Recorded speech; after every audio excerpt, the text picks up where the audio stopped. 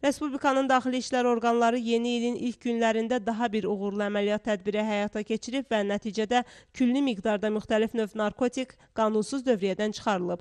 Daxil olan məlumat əsasında Daxili İşlər Nazirliyi, Baş Mütəşəkkil Cinayətkarlıqla Mübarizə İdarəsi və Masallı rayon polis şöbəsi əməkdaşlarının keçirdikləri əməliyyat axtarış tədbirləri nəticəsində Masallı şəhərində yaşayan və əvvəllər 6 dəfə məhkum olunmuş Baron Şəmil rəqəbli Şəmsəddin Kərimov şübhəli şəxs qismində saxlanılıb. Baxış zamanı ona məxsus evin həyətindəki quyudan gizlətdiyi ümumi çəkisi 28 kiloqrama yaxın olan narkotik vasitə, o cümlədən 12 kiloqram 550 qram həşiş qətranı, 7 kiloqram 110 qram tiryək, 6 kiloqram 981 qram heroin və 1 kiloqram 137 qram marixuana aşkar edilərək götürülüb. Hər iki faktla bağlı Cinayət Məcəlləsinin müvafiq maddəsi ilə cinayət işi başlanılıb, zəruri istintaq və əməliyyat axtarış tədbirləri davam etdirilir. Respublikanın daxili işlər orqanları tərəfindən gün ərzində 107 cinayət faktı qeydə alınıb, onların da 28-i isti izlərlə açılıb.